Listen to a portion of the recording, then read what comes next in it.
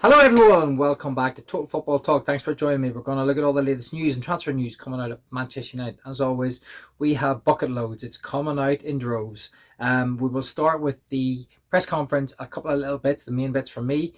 Players are coming back. That's great. We'll have a look at who's potentially going to make it for the game, who's still going to be out. We'll also look at what is being said between Sir Jim and Ruben and what's being said there. A little bit on a midfielder potentially coming in. Is it true? Could it be? Is it someone that you would want? We'll also have a little look at what Ruben Amorim's being tasked with, and something, a little piece on Licha and how important he is to the team. So let's jump into the top story. But before we go any further, guys, thank you very much for joining me. If you're enjoying the content, please hit the old like button. That would be absolutely magic. The old thumbs up. Subscribe, get your thoughts in below about anything I talk about. Love to hear from you. And yeah, let's move on with the next bit of the story. Ruben Amorim confirms that Matthias Cunha and Mason Mount are back and available for the Chelsea game. Now that was probably the headline news coming out of the press conference. There's plenty more, but I'll leave other content creators to go into what was being said. But for me, this was the big headline. We've got Ruben Amorim is talking about Cunha being back and Mount being back. This is massive because we need them for this particular game. It showed in the last game when we lose players of this quality, considering how well these two have started the season. They may not have the goals to kind of go along with how well they've been playing, but they have been playing very well, and we are they're integral to what Ruben Amorim wants to do moving forward. So they're going to be available, which is going to be absolutely brilliant. I'm looking forward to it, and hopefully we can get the results that we need against Chelsea. Obviously, we've got the Garnacho factor. I will not be singing his name when he comes back. I won't be booing him either, but I won't want to see him do well. I want to see a nice little tackle going in on him. Nothing too heavy, but just enough to let him know that you were once part of this great club and now you're no longer part of it. Well, I say great. I use that in the reference that we were maybe a great club because we're maybe not now. But yeah, we obviously have a long way to go to get back to being great. But I'd like the little, just a little sort of, tackle on him, just to, let him know that he's back playing at Old Trafford, and maybe he could have dealt with things much, much better. But yeah, that's where we are. Cunha and Mount are back, and this is a massive positive because we did miss them in the derby against City. I'm not saying it would have changed the game. I'm not saying we would have been any better. Now, my fear is how long can Mason Mount last for? Missed a couple of games, but he's back quicker than he's ever been.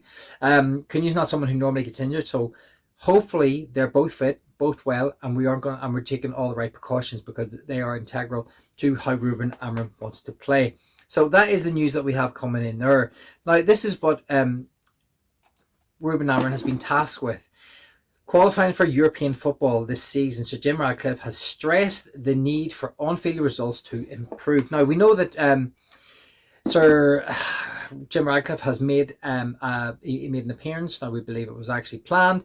And he has had, yes, a meeting with Ruben Amorim. But I mean, this is not exactly new news. We knew this. We knew that Ruben Amorim, one of his targets was to get back into Europe.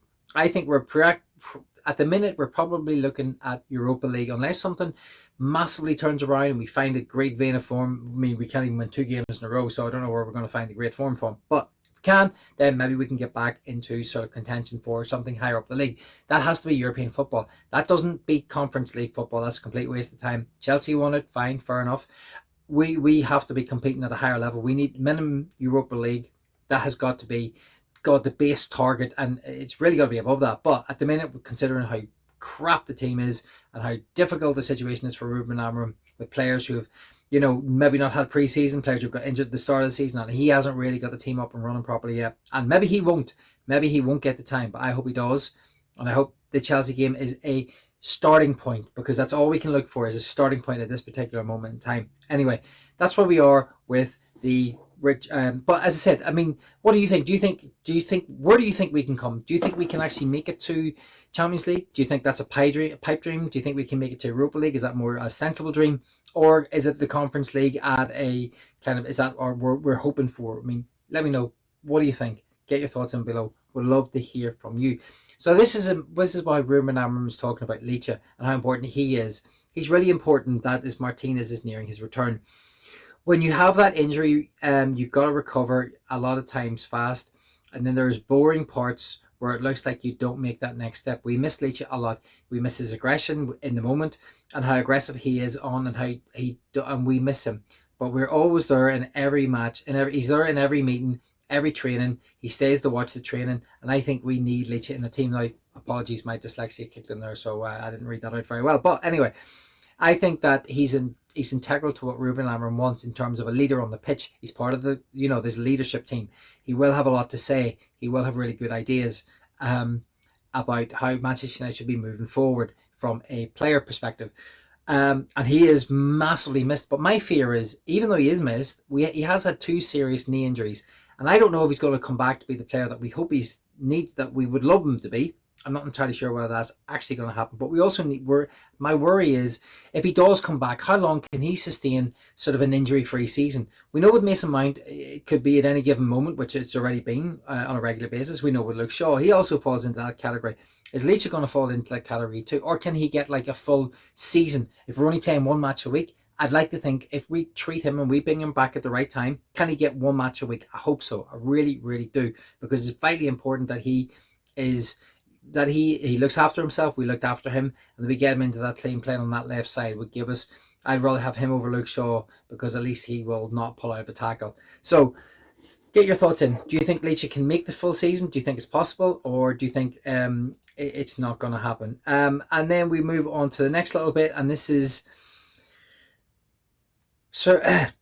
Manchester United took on an extra 105 million debt to help fund their summer transfer spending. This means that we now almost 1.1 billion. Unbelievable. So we obviously had the so-called really good finances come out yesterday, and now we're seeing a little bit more. So we've had to borrow another 105 million, and this is on the Glazers, and this is why the club is broke.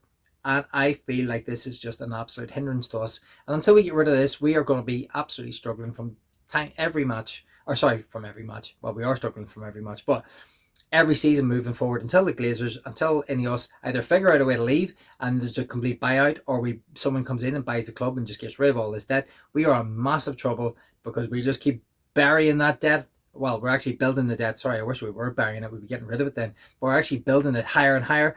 And I think that leaves us in a very precarious situation. We need to find a way to reduce the debt, not to be adding to it, despite the fact we've had player sales, and we've had wages saved, etc., and the profits are up. But we're still having to borrow money. For Jesus Christ, what are we doing? Like, it's absolutely horrendous. Anyway, so I don't know. That was the news that came out today, and again, I just think it's not the best. Now, coming to transfers, Manchester United will allow Zirkzee to leave the club, apparently, because Benjamin Sesko is now the first choice option up front. Now, we do need strikers, because apparently Rasmus was now playing half a season with a foot injury. So, wonder why he maybe wasn't able to get up to speed. And now, whether it's true or not, I don't know. But is that part of the reason why he struggled? He wasn't fit.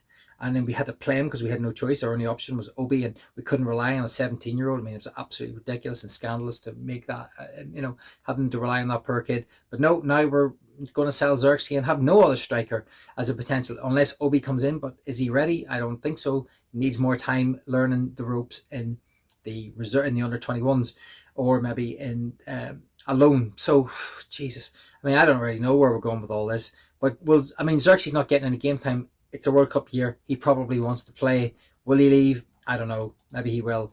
But that's where we are with Zirkzee. What would you like to have in Zirkzee? Would you like to see Zirkzee go? Do you think he should stay and fight for his place? Where are you with it? And then finally, Manchester United are interested in a potential transfer move for Eduardo Camavinga. He's very high on Manchester United's list. I mean, really?